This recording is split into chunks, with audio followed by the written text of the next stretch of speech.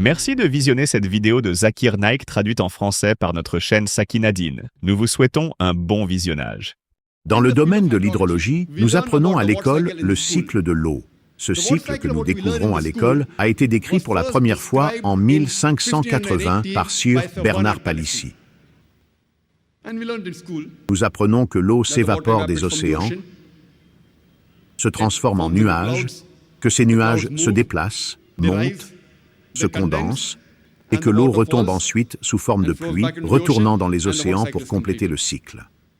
Auparavant, au 7e siècle avant Jésus-Christ, Thalès de Milet avait proposé que la pluie provenait de la pulvérisation de l'océan, emportée par les vents vers l'intérieur des terres, où elle tombait sous forme de pluie.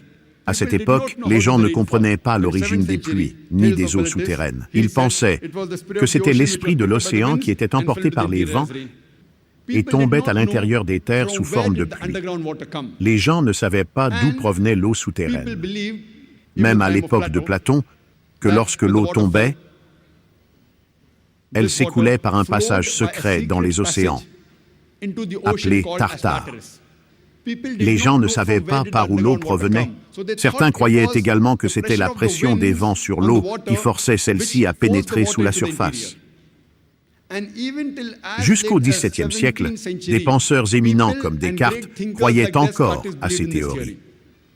Même au XIXe siècle, beaucoup soutenaient la théorie d'Aristote selon laquelle l'eau s'évaporait de la terre, se refroidissait dans des cavernes montagneuses, alimentant ainsi les sources. Aujourd'hui, nous savons que l'eau souterraine provient de l'infiltration de l'eau de pluie. Et Allah dit dans le Coran, dans la sourate Les Groupes, chapitre 39, verset 21, c'est Allah qui envoie de l'eau du ciel, la fait s'infiltrer dans la terre, créant des sources, et permet ensuite aux champs de diverses couleurs de pousser. Cela est mentionné dans la sourate Les Romains, chapitre 30, verset 24. C'est Allah qui envoie l'eau du ciel et donne vie à la terre après sa mort. Dans la sourate Les Croyants, chapitre 23, verset 18, il est dit « Et nous avons fait descendre du ciel une eau avec mesure, puis nous l'avons gardée dans la terre, et nous sommes capables de l'évacuer. » La sourate Al-Hijr, chapitre 15, verset 22, mentionne également « Nous envoyons des vents fécondants ». Le mot arabe utilisé ici est « lawaki », pluriel de « laki », qui signifie « féconder », impliquant une action d'imprégnation. Nous envoyons des vents fécondants.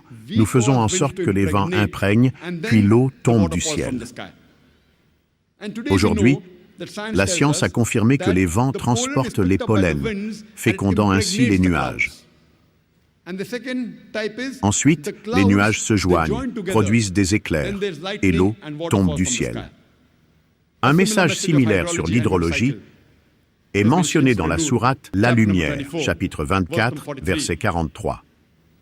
C'est Allah qui pousse les nuages, puis les rassemble, ensuite en fait un amas, et tu vois la pluie sortir de leur sein.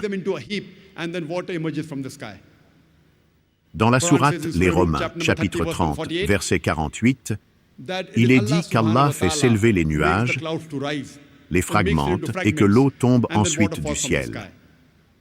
Le Coran parle en détail du cycle de l'eau, notamment dans la sourate L'Astre nocturne, chapitre 86, verset 11,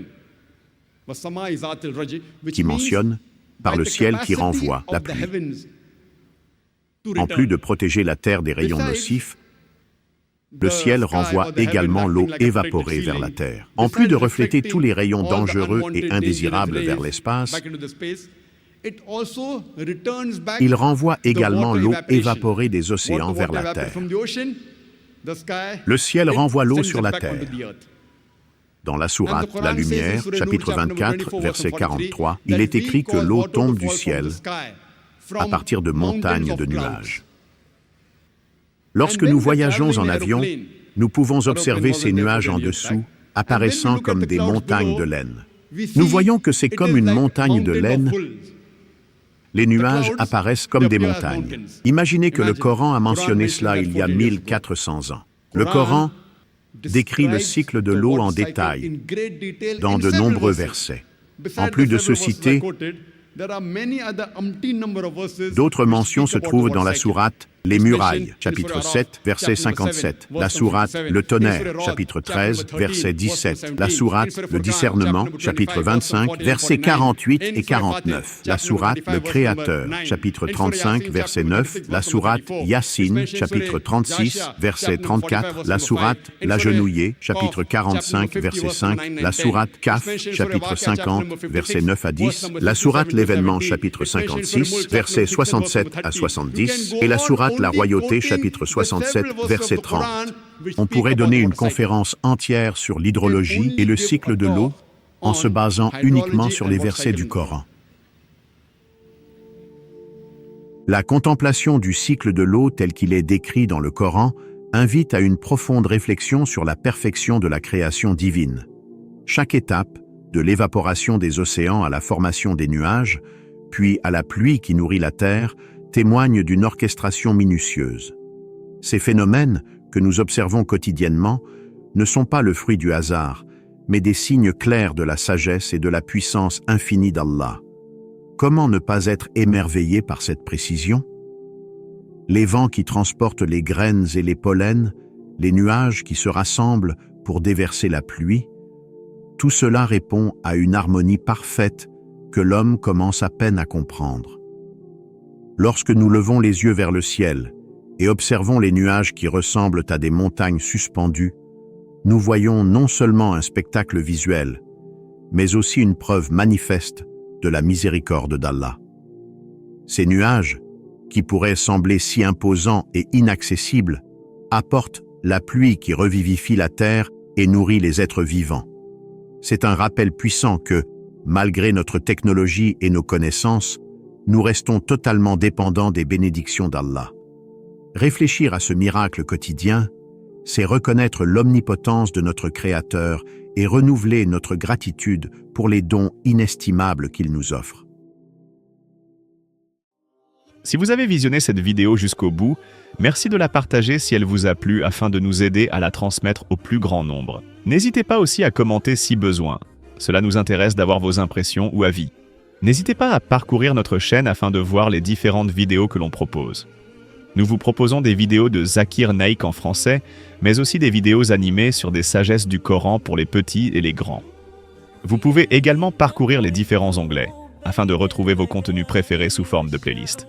Si vous souhaitez nous soutenir davantage et récompenser notre travail, vous pouvez rejoindre l'un de nos programmes membres pour profiter d'avantages exclusifs. Vous pouvez aussi faire un don ponctuel via les Super Thanks, accessibles dans le menu de chaque vidéo, en choisissant la somme qui vous convient, sans abonnement ni engagement. Merci pour votre soutien.